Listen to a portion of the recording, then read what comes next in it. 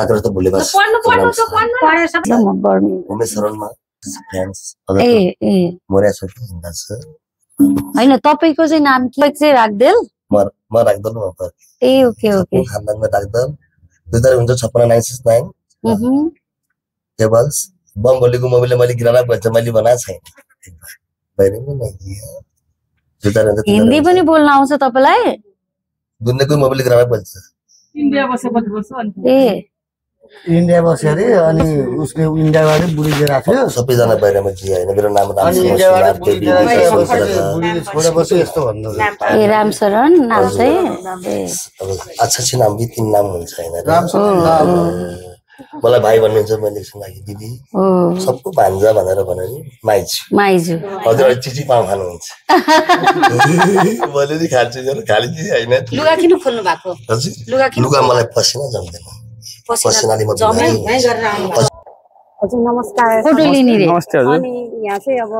हामी डिस्कस गर्न आएका छौं हैन धादिङमा उ त्यसमा लिने रे फोटो यो ठाउँको बारेमा तपाईले जिम पनि गर्नुहुन्छ हो चाहिँ गल्सी गाउँपालिका हो उहाँ चाहिँ विशेष गरी गल्सी गाउँपालिका वडा नम्बर 7 गल्सी बजारतिरै रहनुहुन्छ अहिले चाहिँ हामी यति बेला चाहिँ उहाँलाई रिसिभ गर्ने बेलामा चाहिँ हामी यो चाहिँ हाम्रो खोलाबारी पारी नै वडा क्षेत्र छ तर उहाँको बसोबास धेरै तपाईलाई सुते बेला के गर्दिन्छ बजार क्षेत्रमै हुन्छ मान्छेले सम्बन्धी सेवा गर्छ भने जस्तै एउटा विचार हुन्छ जहाँसम्म उहाँ मेरो 2-3 वर्ष अगाडिदेखि उहाँ यो क्षेत्रमा हुनुहुन्छ तर यो छ भने उहाँ कहिले 2-3 महिना फेरि हराउने फेरि 2-3 महिना यतै देखिने त्यस्तो म त दिदी हो नि त तपाईको भाइ भन्नु त दिदी हो है हैन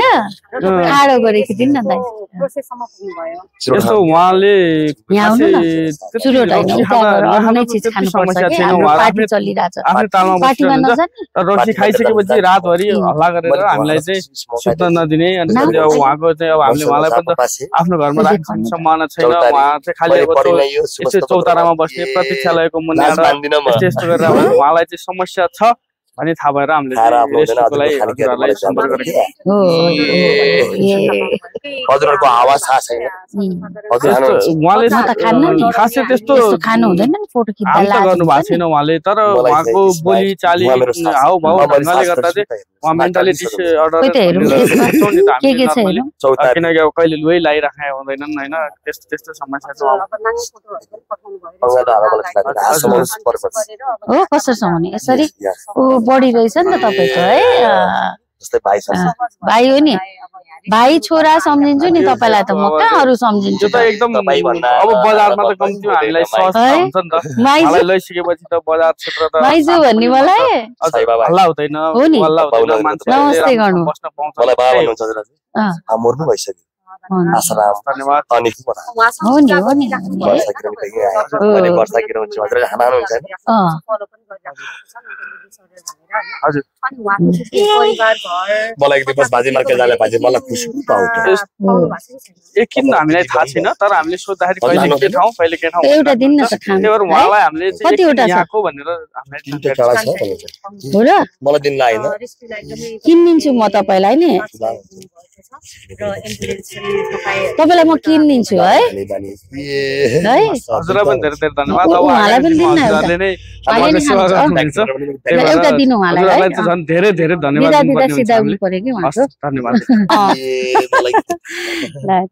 ल नमस्कार श्री नेहाजी हजुर नमस्कार तपाईको टिम आज यो चाहिँ ठाउँमा आएको छ रेस्क्यु गर्नलाई धेरै टाढा छ काठमाडौँबाट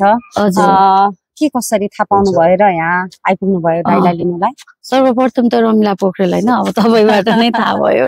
अनि त्यसपछि चाहिँ हाम्रो तपाईबाट थाहा भएपछि हाम्रो सन्दीप सर ले चाहिँ धेरै पहिलादेखि नै यहाँ देखिरहेको यस्तो तरिकाले को कहाँ थाहा छैन तर राति एकदमै हल्ला गरेर सुत्न त्यो टोललाई नै गाह्रो हुन्छ भनेर चाहिँ भन्नुभएको सुनियो अनि त्यसपछि चाहिँ नि हामीले रिसर्च गर्दा साच्चीकै उहाँको कोही पनि छैन भन्दा कोही पनि हुनुहुन्न म आफै यही टोलको हो हैन जल्दो बल्दो युवा हुनुहुन्छ हाम्रो सन्दीपजी उहाँले चाहिँ कोही हामीले प्रुफ भएपछि चाहिँ लेटरहरू बनेपछि चाहिँ हामी यहाँ लिन आएको छौँ हाम्रो टिम हुनुहुन्छ राज तामाङ दादा होइसिन्छ हैन अनि प्रदीपजी हुनुहुन्छ काठमाडौँबाट रेस्क्यु भइरहेको थियो आज चाहिँ धादिङ बेसीमा आएर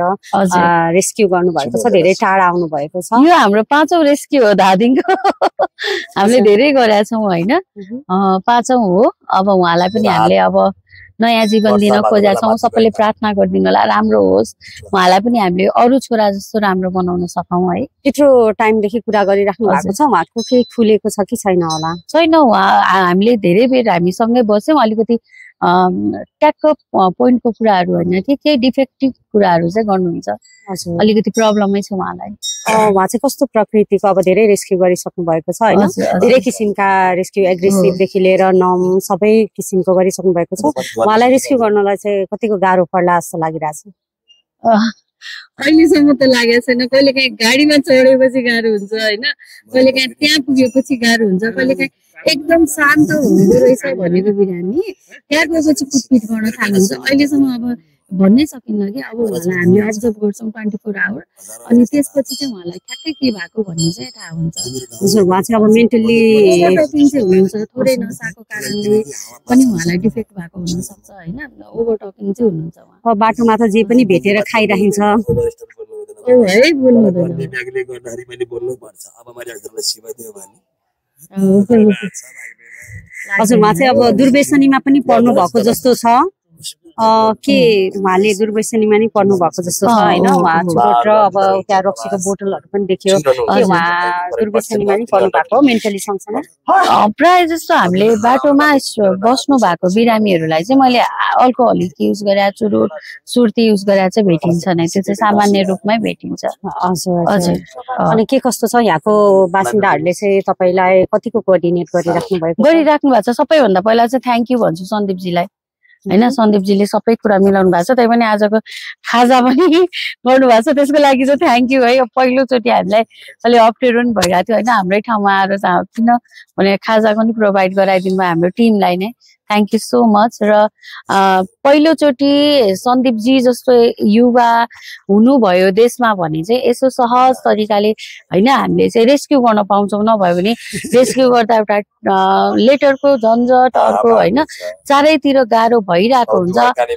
थ्यांक यू भन्छु सबैलाई र विशेष गरेर चाहिँ सन्दीप जीलाई उहाँले चाहिँ लेटरहरु सबै यस्तो मान्छे चाहिँ हाम्रो गाउँ टोल फोरको थुप्रोमा हुनु हुँदैन है भन्ने चाहिँ उहाँले गर्नु भएको छ र रमिला पोखरेल जसले चाहिँ हामीले उहाँको रिसर्च पुरै गरेर चाहिँ हैन हो उहाँ चाहिँ बेवारिसे नै हो भन्ने कुरा चाहिँ थाहा दिनु भएको छ थ्यांक यू तपाईलाई पनि र हाम्रो केशव प्रसाद रिजाल हाम्रो टिममा सम्पूर्णलाई म धेरै धेरै धन्यवाद भन्छु एकदमै इम्पोर्टेन्ट टाइमहरुलाई ठाउँमा राखेर एउटा युवाको जीवनको लागि आउनु भएको छ सबैलाई थ्यांक यू भन्छु गाडीमा चढेर माथि एकैचोटी त जान सकिदैन म माथि जान्छु अनि गाडी चढेर जाउँला या त कैलाशमै जाने या त जुनमा कैलाश जानलाई नि त अब यो बस चढेर त्यो कैलाश जाने ठाउँमा जानु पर्यो नि त यो फाल्दिनु है पानी छरेर अर्ची भनेर ठाउँमा जाने के है तल बस्यो भने शेर काट्नु पर्छ अस्ति नै भनेन मैले अघि नै भने हैन के भन्नु भयो मेरो दुश्मन शेर क्या क्यामेरामा क्याच भन्न भने शेर काट्नु पर्छ मलाई दिनु न पहिला म खान्छु मलाई दिनुस् न ओके हेलो ए ल ल हेलो हजुर भन्नुस् न दादा साइन गर्नु पर्यो फिल्मको लागि ओके मेरो भाइलाई राम्रो होस् हिरो होस् अनि मिलाएर ह्यामसमी ए ल मलाई फेरि त्यो ह्यामसमी भन्न आएन नि त अरे मलाई ह्यामसमी खुशबु पाउडरमा घसेर एकदम सीधा सीधा सीधा है मेरो भाइ लक्ष्मण नि त हैन लक्ष्मण दिदीको ज्ञानी भाइ हो नि त आलराम साई उमेश शरण अब नाम चेन्ज भयो फेरि हजुरले कुन धर्मको मान्छे सबै म जस्तै हुँदैछ हजुरको खान पर्छ अर्को थाहा भने यो हट्नु भएन है सिस्टर यो म मर्जीको किङ मर्जीको बक्सर दुई तारिक हुन्छ हेलो नाम के तिम्रो सरी नाम आलराम साई राम साहब ल जसको बेला बेलामा पुरा गर्दै जाम ओ हुनुहुन्थ्यो होला नमस्ते गरिदिनु नलाने है माइजू पछि आउनुहोस् है हामी के खान्छौँ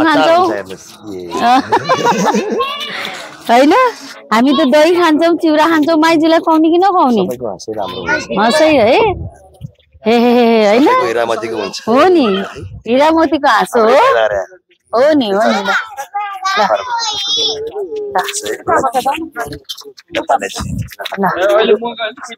हात समाउनु कसरी समाउने रे मैले हात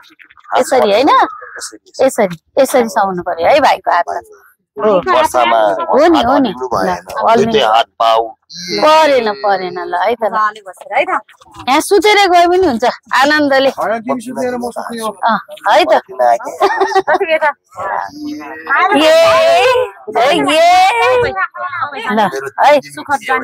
ल है त ल एउटै दिल छ होइन ल खोइ लिएर जानु होइन होइन तपाईँलाई सुख दिन लाला दही भात चिउरा मासु खानुहुन्छ कि न चिची खानुपर्छ है त होइन तपाईँ दुईजना सकाउनु पर्यो लामो बाटो उसलाई चाहिँ तर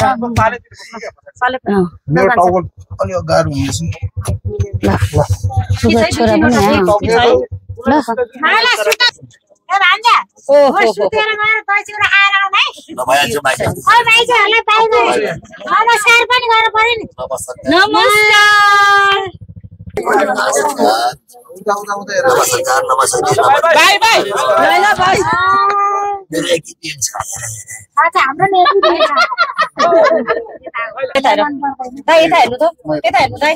नमस्कार म चाहिँ सुत्छु यहाँ आउँदा बस भइहाल्छ भने मान्छ फेरि